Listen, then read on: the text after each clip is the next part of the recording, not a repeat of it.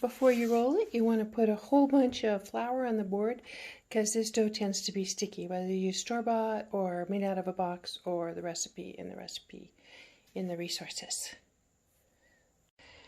So when I mix the dough, I then put it in the refrigerator. I broke it into 2 pieces so that it'd be easier to roll each half, and then just put both of them together in a plastic bag and put them in the fridge like this. When you cut the sheep, they don't have to be exact at all. Just get a rough sheep shape and it'll be good enough.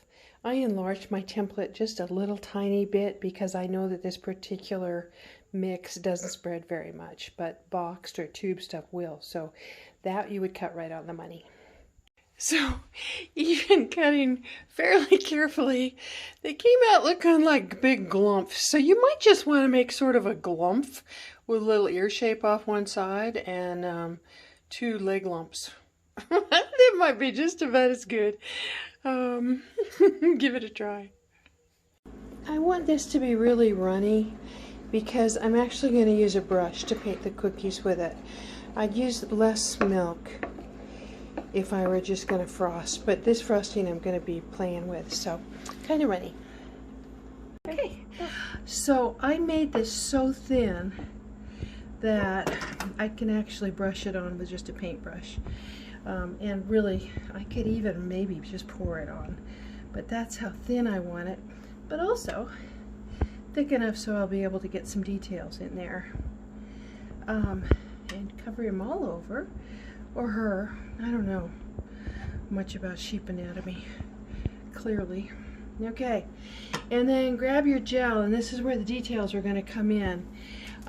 Now, it's not going to look like that, but that's our model, so we'll go with it. And I'm starting with the ear. I don't know why I'm doing another pink one, but I am.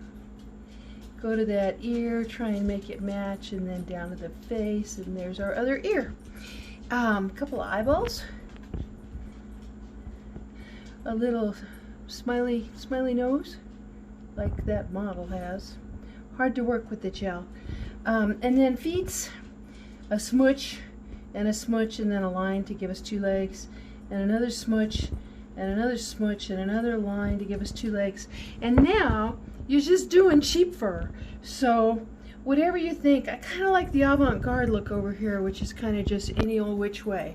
So that's what I'm going to do again. Here we have kind of roses, and here we have a nasty face that looks more like a buffalo than a sheep. So as you can see, perfection is not going to happen on these, but you know, kind of freeform a little sheepiness.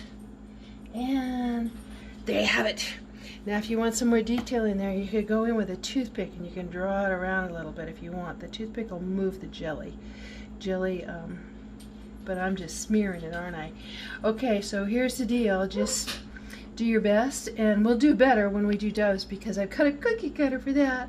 And if your name is Martha Stewart, send me your address and I'll send you a box of Kleenex so you can cry. Okay, that's it.